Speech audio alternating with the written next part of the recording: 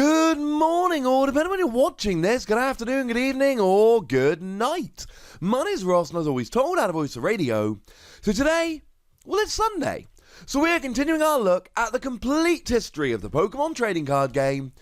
And today, it's time to look at Base Set 2.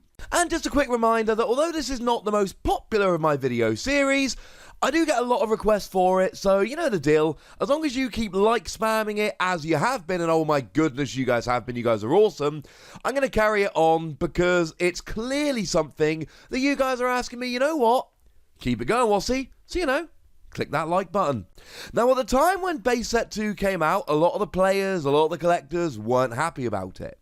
And I know there are going to be some of you out there that are thinking, come on, Wassy, did this really need its own video in the middle of the complete history?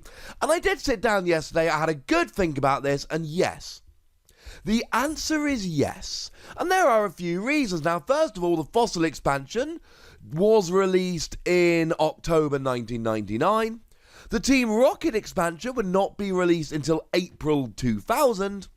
Which means that there would be a 6-month gap with no new sets if we didn't count Base Set 2. Now, Base Set 2 was released on the 24th of February in the year 2000 in North America, Europe, etc. Never saw a release over in Japan. It's not something that Japan ever really wanted or needed, so Japan never actually got it. Which, when we're struggling to catch up, and we were struggling to catch up with Japan at the time, I mean, we were on to Team Rocket next, and there was a 2.5-year gap between Japan getting Team Rocket and us. Did seem a little bit silly, potentially, to chuck a new set in. Except it wasn't really a new set. It was a reprint set. It was a set that included most of the cards from the base set, and most of the cards from the Jungle expansion. What was rather strange here is that even though Fossil was out and Fossil was the most recent set, Base Set 2 did not have any cards from Fossil, which is a little bit weird. Now, it also had 130 cards, which is absolutely gigantic compared to the kind of sets we had before, but it was largely an amalgamation of the base set and Jungle, with a few cards missing. We'll go through the list in a moment, so you know what? That does kind of explain the size of it. Now, interesting to note, according to Bulbapedia, this was the first expansion that never got a first edition run when released in English. No fancy first edition symbols, none of that. Everything was unlimited. Now, because of the difficulty of getting scans, I'm not necessarily going to be showing you all Base Set 2 pictures here. You will have to forgive me for that. It's not always easy to get nice clear scans of a first edition and an unlimited and then a Base Set 2, etc. But it was largely a reprint set. Now, the one that makes sense that wasn't included was Machamp. There was no Machamp in this set, and this should be the one that a bunch of you could have guessed wouldn't be in the set, because Machamp was in the starter set. It wasn't actually in the base set proper. It was only ever printed as a first edition in the starter set, so that does make a little bit of sense. Now, there was actually a 2-player CD-ROM starter set that was released alongside Base Set 2. And basically, it was just a CD-ROM that would help you to learn the game. Although you did get yourself a Machamp in there, so even though you couldn't get Machamp in the set, you could still get it in this, like in the main base set, you couldn't get it in the set, but you could get it in the starter set. And there were actually 4 theme decks that were released around Base Set 2, which was, of course, a rather large departure. You know, Fossil and Jungle only actually had 2 each. So starting off then, we had Grass Chopper, lovely little pun there, with Sandshrew and Nidoran on the pack, and it was a Clefairy that you got there. Each of these sets had 1 holo in the box, and the one you got here was Clefairy. And Clefairy, to be fair, was kind of cool. Saw play because of its metronome attack. Hot Water was a fire and water deck, featuring Goldeen and Charmander on the front, and the rare holo that you would get inside was a bit of the old Poliwrath. Got a weird soft spot for base set Poliwrath. Lightning Bug was a Lightning Grass deck, shockingly enough, with Magnemite and Beedrill on the front. And you would get yourself a holo Chansey inside. And as you might have seen from my previous history videos, Chansey was a very, very good card that did see a lot of play.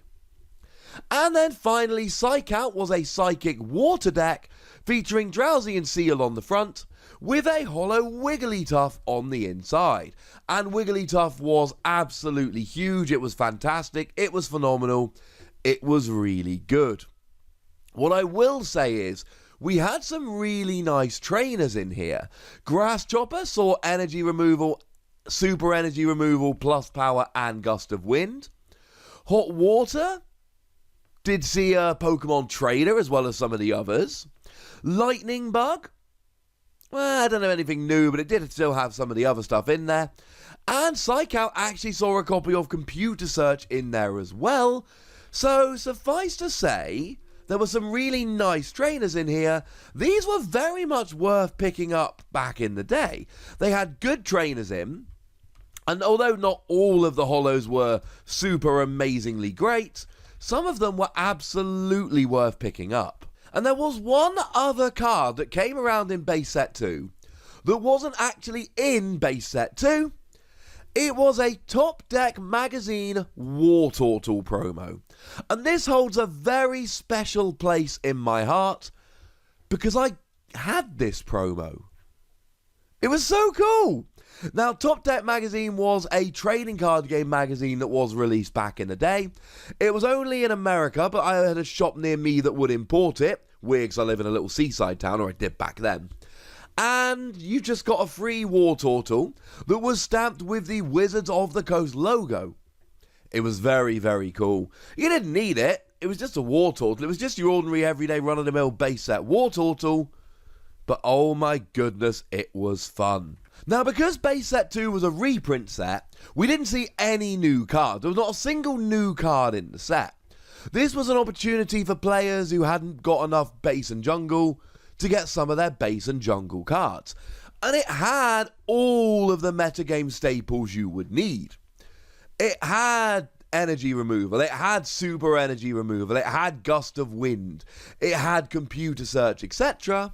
But then it had your Hitmonchan, it had your Electabuzz, it had your Blastoise, it had your Alakazam, it had all of the cards that you would expect, and it had all of the cards that were playable staples back at the time. But there were a few cards missing. Now, as far as I'm concerned, there were no huge cards missing, but there were a couple which saw a little bit of play which really should have been in the set. We had Clefairy, which could be put up as a 30 HP Pokemon that didn't give up a prize, great for buying time. And we had Revive, which let you grab a Pokemon from your discard pile and put it back onto your bench. Outside of that, let's run through the full list here.